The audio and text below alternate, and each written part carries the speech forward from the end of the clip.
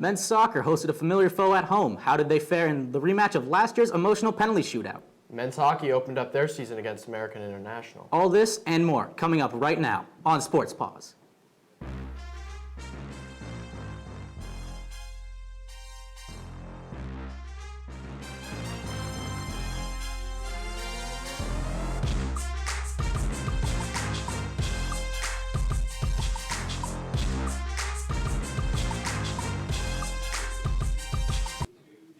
Hello and welcome into Studio 125. I'm Ethan Logue alongside Connor Ullathorne, and we have a jam-packed show coming right at you. That's right, Ethan, and that's why we're going to jump right into all the Quinnipiac action right now. We'll kick things off with men's soccer. They hosted MAC opponent Marist at home on Wednesday. Let's see how they played. So the rematch of the 2018 MAC semifinals here in Hamden. Quinnipiac won that one on penalties. Let's see how the rematch goes. First half coming at you, and midway through the first half, there's a penalty kick for the Marist Red Foxes. Haibe Achterkamp, bar down, puts Red Foxes up 1-0. Quinnipiac later in the half, though, their own penalty kick. Tomasz Svekula, he'd score for the Bobcats, 1-1 game. Later in the first, a corner kick. Romain Danilou, he'd get his foot on this one, put it off of Marist defender, and in Quinnipiac up 2-0. Heading into the second half, Quinnipiac up 2-1. Marist goalie Sam Illen making a double save here, one off of Brog Assen. Gets it right to Casagrande, but a great save there to keep the game 2-1. Now Jared Mazzola, Superman punch for him. An off a set piece. Marist Christian Curdy in the back of the net, a thunderous header. Roman Danilou, he'd turn the ball over, and it would be Sam Bowenthong giving the Red Foxes the lead here, in from in close. Quinnipiac would respond now. Connor McCoy making it a 3-3 game from the header. Simon Hillinger, he'd get a penalty kick home. And finally, Dolan Bozic finds Eamon Whalen with a long pass. Whalen one-on-one with Illen. He says, see you later. Goes around him, slots it in. Quinnipiac goes up 5-3. They would hold on to win that one 5-3 over a big MAC rival. Good win for the Bobcats.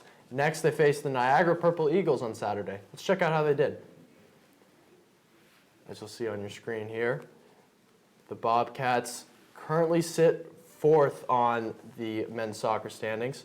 They are 2-1-1, or they're 0-0 as they played the Niagara Eagles. The Bobcats had 14 shots to Niagara's 8. Quinnipiac only had to make 2 saves to Niagara's 9. Quinnipiac had 5 corner kicks. The Niagara Purple Eagles actually doubled them, had 10. Bobcats with 7 fouls, the Purple Eagles with 9. And with those 2 games finished, let's look how the conference is starting to shape up. St. Peter's, they're sitting up top of the conference. They're closely followed by Iona. Actually, we're going to go right to, I believe we're going to stick with the full screen coming up here with there on the standings. There it is. St. Peter's, Iona, Niagara leading there. Quinnipiac sitting in the 4th spot, right in that playoff spot, right where they want to be. Manhattan, Ryder, and Monmouth, and Siena also rounding out the table, as well as Canisius, Marist, and Siena. You don't see them there just because of the table. Now switching over to the ice, the men's ice hockey team opened up their season the past Friday against AIC in Hamden. Let's go to the ice. Start things off here in Hamden. Opening game for the men's ice hockey team. Start things off in the first period. Carlos Chukska leads Ethan Lay on the power play, who rips shot far side on AIC goalie Zachary Scott. And 5:58 into the first, Quinnipiac leads 1-0. Staying in the first period here, this time AIC on the attack. Brendan Kapchek makes a great play to hold the puck on the blue line to keep the play alive. Flips a shot towards the net and gets deflected early by Elijah Baraga. Then a second time effort by the AIC leads to a goal, tying the game at 1. Finally, very late in the first period, Zach Metza picks off a pass from Martin Melberg, drops a pass for the captain, Nick Germain, and with 18 seconds left in the first, the Bobcats go back ahead 2-1. There's the captain's contribution right there. Love to see that. And going back over to the second period now, Bobcats on a 4-on-3 power play. Peter Diliberatore and Odin Tufto play catch. Diliberatore lets off a rocket from the Quinnipiac blue line, giving the Bobcats a 3-1 lead. Now going on into the third period, action really picking up here. AIC trying to scratch away back into this game when Blake Christensen jumps around Jaden Lee and sneaks a shot past the left skate of Keith Petruzzelli, who was slow to get to the post. The Yellow Jackets are back in and only trailing 3-2. Staying in the third period, final seconds, the puck is thrown out in front of Petruzzelli, causing a mad scramble. The horn sounds, however, and the Bobcats are able to hang on opening night. 3-2 your final from Frank Perotti Jr. Arena. After their first win, let's check in with men's hockey beat reporters Jonathan Banks and Tom Krasowski with the rebound. One game, one win. Jonathan Banks here alongside Tom Krasnowski. We have the first regular season rebound presented by Q30 Sports. Tom, Quinnipiac played Brock and tied 4-4 in their exhibition game. What did you think the Bobcats did better to get the win today? I think they just looked a lot more crisp and comfortable tonight. That's kind of hard to tell maybe on the stat sheet, but when you watch the game, it was very clear. Passes were stick to stick. Guys were just making passes in open space. The special teams looked really sharp, which we're going to get into later. And the defense and goaltending, much improved than it was against Brock. Against Brock, it looked a little bit young and immature, as Rand Pecknold said. But tonight, there were still a few mistakes, but it looked better than it did against Brock. I think they allowed more total shots, but overall a few less scoring chances, and Petruzzelli played a better game. And you alluded to this earlier when you talked about the special teams. The Bobcats, top 5 in the country last year in power play and penalty kill. It's obviously a unit that they specialize in. What'd you like from those units tonight? Well, I like that on the first power play goal, you saw almost every Bobcat on the ice touch the puck. You know, they really had excellent puck movement on that goal by Ethan Lay. And then on the second one, it was more just the classic setup, and it was an absolute laser from the point by Peter Delibertori. He's taking over that role there on the blue line, and that's where he's best suited in the offensive zone. So the power play was great. The penalty kill also good because they used a lot of different forwards and defensemen. They rotate through a lot of guys. They're very capable of doing it. They're comfortable, and I don't think they let a power play go in the preseason game either. So far, unofficially, they're more like 6 for 6 on the PK. A lot of good things to take from that so far. The Bobcats did it tonight, and it wasn't a slouch they're playing. AIC made the NCAA tournament last year as well. Before we get into your thoughts on what Quinnipiac has to improve on tomorrow, let's hear what Rand Pecknold has to say about AIC. You know, for us, like you play who you play, and it's who we had, and it's a good hockey team, and I would think they should win their league relatively easily and give somebody in the NCAA tournament that fits again. You heard from Rand Pecknold. Now let's hear from Tom Krasnowski. What do you think the Bobcats have to do tomorrow to improve on their performance today? Well, Captain Nick Germain also mentioned this. Playing a full 60 is going to be really important for the Bobcats tomorrow. He mentioned they played about a 45 or 50-minute game, and that might have even been a little bit generous at times. In the second period, they were heavily outshot by AIC, and in the third period, they relented a little bit at the end. AIC got some pressure there with the goalie pull. So tomorrow, a big key is going to be to play a full 60. It's even strength, that's power play, that's penalty kill, all situations. It's tough sometimes with the young team, but if they play that full 60, they can get that win. This young Bobcats team will have another opportunity tomorrow night. They'll travel to Springfield, Massachusetts to take on AIC. For Tom Krasnowski, I'm Jonathan Banks. This has been your first men's hockey rebound for the regular season, presented by Q30 Sports. Men's hockey then went to Springfield for their second game against AIC. Let's see how the team did on their first road trip. Quinnipiac would win again, beating the Yellow Jackets by the same score of 3-2. Despite the difference in shots, the Bobcats came back from 2-0 down thanks to goals from Desi Burgart, Wyatt Bongiovanni, and Skylar Brindamore. You can see the face-offs there as well. Quinnipiac having dominance there. Well, speaking of hockey, the latest USCHO poll was released today. Quinnipiac moved up to one spot in the poll, moving from 9th to 8th. University of Denver is your new #1 team in the country, as former #1 Minnesota Duluth moves down to the #3 spot. Minnesota State moves up from #3 to #2. UMass Amherst is at #4, Cornell at 5, Boston College at #6, and finally Notre Dame at #7. Well, Ethan, it's time for our first break. But coming up, Well, field hockey took on Big East opponents over the weekend. Find out how they played. we'll bring in a women's ice hockey beat reporter and player live in the studio. All that and so much more. Stay with us.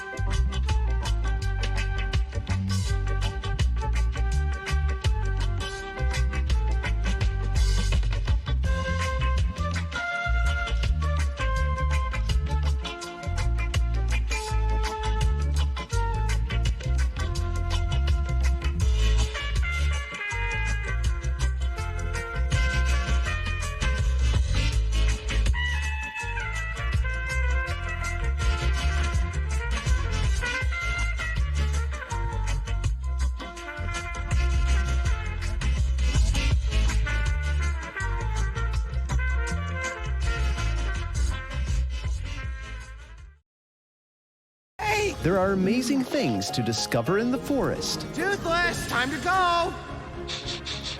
What you picking up on, bud? It's a whole hidden world of wonders. And the perfect place to spend time with family. What better place to let your imagination soar? Experience nature and create a memory you can share. Visit discovertheforest.org to find a forest or park near you. They call me Prince like I'm royalty or something. But the places I've lived ain't no palaces. So I don't need grilled salmon or a new scratching post. Just give me a cardboard box and a can of tuna and we're good. You can even change my name. I'm cool being the kitty formerly known as Prince.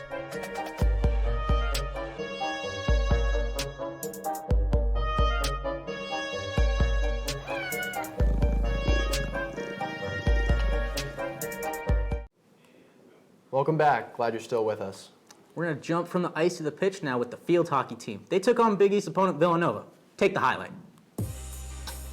Quinnipiac and Villanova Wildcats. They'd play in Hamden, and it would be a real windy one. Ethan, look, the flag's flying there.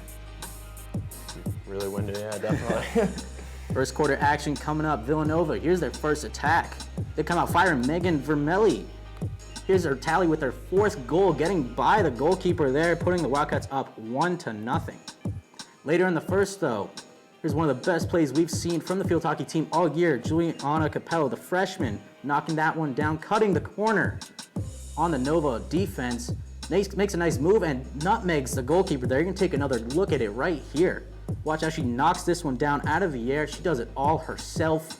Splits the defense. Crazy to think she's just a freshman. Exactly. Good future coming up for the definitely. field. Zoom in between the legs, slots it home. Game tied 1-1. Moving on to the second quarter now. Quinnipiac grad student Bianca Strube. She's stuck in the corner. Well, not for long, because she'll split these three defenders there. Runs by all of them with some nice moves. Gets it across, and Quinnipiac puts it in, but wait! There's actually going to be a video review coming up here. And it would actually go off the foot of freshman Juliana Capello. That's what it was determined. And at Valley Perkins' goal, it would get called back. Game still 1-1. Bobcat faithful really unhappy about that one. But now, still in the second corner, we must go on. Brooke Whipke comes flying off the penalty corner, and she makes a great block. Look at that. Textbook block right there. Keeping the game 1-1, game tied heading into the third quarter. And guess who it is once again? Juliana Capello. Here she is on the breakaway. But here's the Nova goalie, Claire Borman. She's looking like a slide tackle there. It looks like a soccer player move. Look at that slide tackle. Huge play, keeping the game up 1-1. Later in the third, Wildcats ball. It's now Hedda Bierman-Ratchen. Look at this save. Off her head, clank. Right there, keeping the game 1-1. Both goalies making tremendous saves. Still in the third. And the tip goal right there from Nova. They go up 2-1. It's top scorer Lydia Sindor. 10th goal in the season, 2-1 Wildcats. We take you now into the fourth quarter. Another penalty corner for the Bobcats. The last chance to score, really. A little give and go from Anise Reyes Martinez, but a good save there. The Wildcats, they'd stand that one up. 2-1, the final from Hamden. A tough loss for the Bobcats at home. Let's send it over to Jack Maine and Izzy Agricola with more analysis on the rebound. Quinnipiac field hockey fell 2-1 today to the Villanova Wildcats. I'm Jack Maine alongside field hockey beat reporter Izzy Agricola. Izzy, this is the third year in a row that the Bobcats have lost 2-1 to the Wildcats. Why are these games always so close? They are so close because these teams are so similar. They have a very similar style of play. They have a similar defensive press. They really spread out when they're there. They have good corner units, but they also have similar flaws. They're at similar rankings in the Big East. They win against similar teams. They lose against similar teams. So I think coming into this game, either team had the chance to win. It's not coming into a game against a team like UConn where it's going to be this big upset if they win. And it's unfortunate for the Bobcats that they couldn't pull out a win today, but it's fortunate for Villanova that they could because these teams are so similar. The Bobcats have run different styles of play all season long. What was the style today? Was it running or was it passing? So what's so interesting about today's game is that it was a running and a passing game. Usually in these games we see one or the other. You'll see Julia Capello and Ava Veldhorst coming down the side and running it really fast, or then you'll see Ruiz Martinez and Strube having a passing game. But today we saw both of those together, and I think that's why the Bobcats did play so well. They really got it together. They had the running game, but then they also had the passes. Unfortunately, I don't think the passing was as strong in the circle, so they couldn't put one away. But getting the ball down the field was really good because they did have the combination of the running and the passing, and on the running they just have such good skills, so it's easy to see why they played like that. There was a number of video reviews in this game, one that went against the Bobcats today. Take us through that play, what went wrong, and what can the Bobcats do to improve on that? So what went wrong in that play against the Bobcats? I mean, just thinking about video review, it is a new rule that came this year so that you can review goals.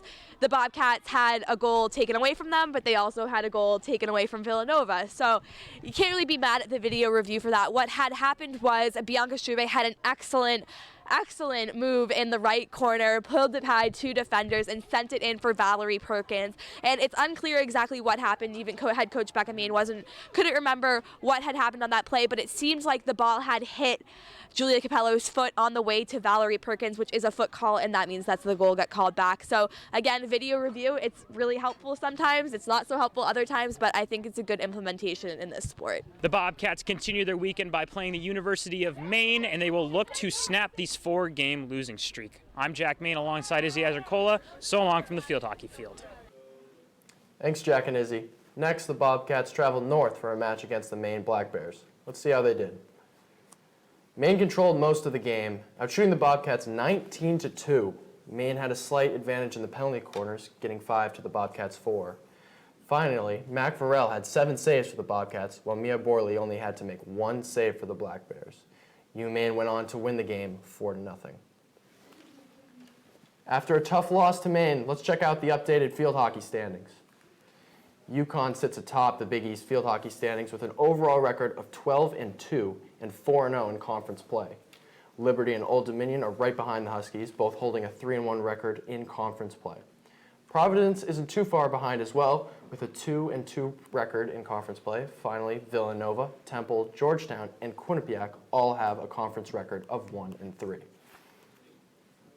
Back to the ice now. The women's ice hockey team also took on the Maine Black Bears over the weekend. Here's the first game.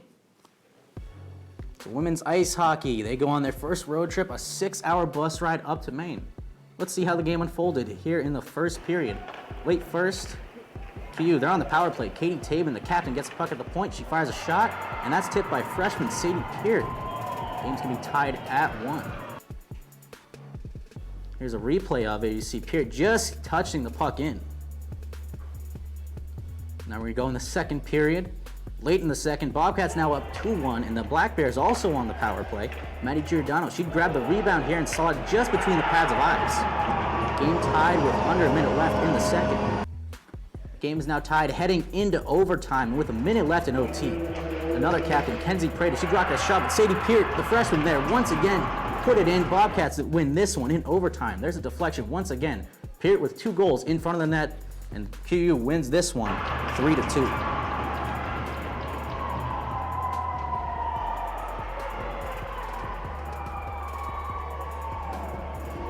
After that tough overtime battle, Quinnipiac took on the Black Bears in Orono again. Let's check out how they did. In another tough overtime battle with the Maine Black Bears, the Bobcats ended up tying with a final score of 0-0. The Black Bears outshot the Bobcats 23-20. The Bobcats, however, had 5 power plays to the Black Bears 3. The Bobcats also had the advantage in the face-off circle as well, winning 23 face-offs to the Black Bears 16. We have Q30's own Maggie Smith sitting alongside freshman women's ice hockey player Kate Riley. Take it away, Maggie. Thanks, guys. My name is Maggie Smith, and I'm here with Kate Riley from the women's ice hockey team. I have a few questions for you today. So the first one, how do you see the women's ice hockey team doing this season? I'm really excited. We have a great team this year, and I think we can go really far. Yeah, you mentioned that you have a great team this year. How would you describe the team dynamic this season? Being on the team's a lot of fun. All the girls are super nice and supportive, and once you step into the rink, it's the best place to be. It's where you want to be. What's one personal goal that you have for yourself this season? I made the goal that I would like to score 5 goals. And I'm a defenseman, so. Yeah, no, that's awesome. And what is a goal that your team overall has, and how do you guys see yourselves accomplishing that goal? Our team has a lot of goals. One of the ones that is important to me is 35 shots for every game. And that's like a small one, but an important one. What do you guys do in practice to like help you guys achieve those goals or that goal? Our practices are really focused, and usually we have video before or after to help us like dial in on our key points. So the team had a hectic weekend with 2 back-to-back games. So how would you say that the team did this past weekend? We were definitely pretty excited to get the overtime win in our first game. I think we all think that we could have gotten the second one too. We're definitely pretty excited to have this week to get ready. We have a pretty big stretch of games coming up after this. Mm-hmm. So taking this week to focus on our details and habits and get some extra work in will be really great. Well, thank you so much for coming out here, Kate. I'm Maggie Smith with Kate Riley here. Back to you guys at the desk. Thank you, Maggie and Kate. Sticking with women's ice hockey beat reporter Mike Dalton is live in studio with us. Mike, how you doing? I'm doing all right, Connor. Ready to talk some women's ice hockey. All right, Mike, let's get it started. What has you most surprised about this team so far? Defense. This team is playing very well defensively in all aspects. They're allowing less than 20 shots per game through these first 4 games, and they've only allowed 1 power play goal. And you and I were talking with Cass Turner last week on Tuesday, and she even mentioned that the reason why they won the first game against the Providence Friars was when Kenzie Prater, she went down low to forecheck, she caused a turnover in the attacking zone, and Taylor House, who was just coming onto the ice during a line shift, ends up scoring. Bobcats retake the lead and end up winning the game. So for this team to be so defensively sound at the beginning of the season, it's impressive. Mike, which freshman has impressed you the most in the early stages of the season? Well, I could go with Alexa Hoskin or Sadie Peart, but I decided to go with Kate Riley, the freshman defender.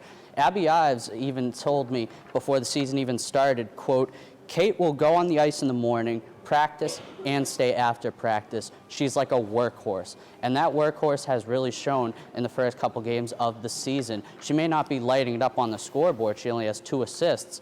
But she has been playing well defensively, and she's still been able to contribute offensively. She has tied for the team lead with 13 shots on goal, so she's not afraid to shoot the puck. And I think that's really important for the Bobcats defensively because they really haven't had a good offensive person back on D. And so if they get Riley going offensively, I think she can really be a standout player for this team.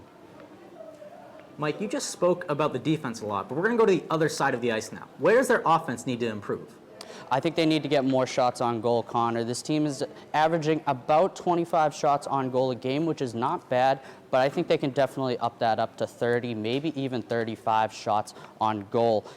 I think, Wayne Gretzky puts it best. You miss 100% of the shots you don't take, and I think if they take more shots, they can end up getting more goals, and that can really help out the defense, who is playing very well, shut down the rest of the opponent's offense. So, Mike, what is your prediction for the Bobcats' upcoming game against Sacred Heart? I think they are going to have a field day offensively. Sacred Heart has been shut out in 3 of their first 4 games, and the University of Maine, who the Bobcats just played, outscored them 11-0. And technically, the Bobcats didn't even lose to the University of Maine this past weekend. They did tie in the second game, but hey, it's not a loss, so why not? And Abby Ives, she's only going to give up 1 goal. All right, Mike, nice job, and we'll see more of you with women's ice hockey. But going from the ice to now the court, the volleyball team took on Marist. But did they do as well as the men's soccer team? Let's find out. Quinnipiac, they're looking for revenge at home against Marist. The Bobcats played the Red Foxes in their second game of the season, losing in 4 sets. Trying to bounce back after their 5-set loss against Manhattan. Look, there's the men's soccer team all rowdy after their win. Let's jump right into the first set. Ashley Cruz comes in on the right side on attack and puts it right between the arms of Lydia Jones and Maggie Baker. Look at the spike there. Marist will go on with Cruz, and they'd win the first set 25-18. Now the second set, Marist, they're playing tough here. Here's Madeline Waymans with the headshot kill. Ouch. That one's going to hurt tomorrow, Ethan. Later in the second set, Ariana Diaz, she finds Kaylee Oates in the middle, snags that point there. Quinnipiac go on to grab this set, third set by a slim 2-point victories. Now heading to the fourth set, both teams tied at 21. Morgan Sherwin throwing with some soft hand, setting up the spike for Maggie Baker. QU takes a lead 22-21. 2 plays later, Marist, they'd even the score. More Maggie Baker. QU again, here's their leading. Marist won't go away. Megan Fergus with the swing gets that one out of play, and Marist ties it up 23-all. Quinnipiac, here's the match point, last play of the game. Excuse me, that is actually the Maggie Baker kill right there. Now here's the last point, and it's going to be an ace, a bad serve there, and actually a great serve, and QU takes this one 3-1 in Hamden. All right, it's time for another break, but coming up, see how the women's soccer team fared against the Niagara Purple Eagles. And of course, our top 5 plays of the week, and we got some good ones for you, so you won't want to miss it. See you after this.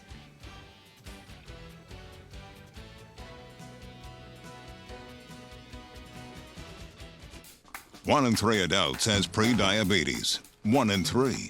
That means it could be you, your favorite brother, your other brother, you, your football buddy, your football buddy, you, the boss's boss. If 1 in 3 adults has pre-diabetes, that means it could be you, your barber, your barber's barber. Nice work. Thanks. You, your plumber, Breathe right into your foot. your plumber's masseuse. Yes. You, your dog walker, On your left. your cat jogger. Or you, your co-pilot, your co-pilot's co-pilot.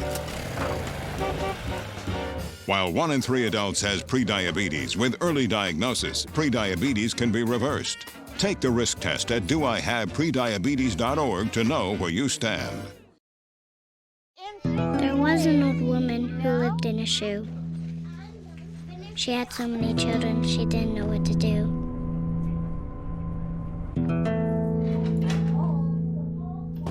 She gave them some broth without any bread and kissed them all soundly and put them to bed. Hunger is a story we can end. End it at feedingamerica.org. I want to eat apples and bananas. I need to eat apples and bananas. Why can't I eat apples and bananas? Support the Feeding America nationwide network of food banks to help provide meals to those in need. Join us at feedingamerica.org. Welcome back to Sports Paws, live from SC 125. We don't have much time left, so we're going to jump right into it. All right, it's time for the best part of the week. It's the top 5. I'll take the odds, you take the evens, Connor. All right, Ethan, go ahead. Show us what we got this week. All right, starting off with number 5, we head to the ice. Carlos Chuksa leads Ethan Lay on the power play, who rips a shot far side of Zachariah Scoggin, 5:58 into the first. Quinnipiac has the lead. They would hang on for a 3-2 win over AIC. Fourth play coming up, but now Hedda Bierman-Ratton, here she is, Clang off the head. I said it earlier. Great save there, but QU, they'd go on to lose 2-1 against the Villanova Wildcats. And now play number 3, you've just seen this. Match point for the Quinnipiac volleyball team. Maggie Baker steps up to the service, delivers a hard float, and the Red Foxes can't get a clean pass, and the Bobcats get their revenge on the last point to beat the Marist Red Foxes. Certainly a great win for them on the day, 3-1. Big Mac win for the Bobcats. Play 2 coming up, and it's the Marist goalkeeper, Sam Illen, with back-to-back saves, one on Brog Austin, one on Christian Casagrana, deflecting it towards him, and a great save coming back across. Marist, on the other hand, it wouldn't propel them to victory. Quinnipiac wins that one, 5-3. And of course, play number 1, going back to the ice, this time in Orono, Maine. 1 minute in overtime, Kenzie Prater fires a shot at the goal, and ECAC Rookie of the Week, Sadie Peart there to get the tip in, the game winner, to get the Bobcats their second win of the season. 2 goals for her, both in that Great game. Big showing. game from the freshman. Great showing from the freshman. All right, well, sorry to say that's all the time we have for you tonight. Be sure to check out more content on our Twitter at Q30 Sports and on our website at Q30TV.com. From everyone behind the scenes here at Studio 125, I'm Connor Ullathorne. And I'm Ethan Logue. Have a pleasant week, everyone.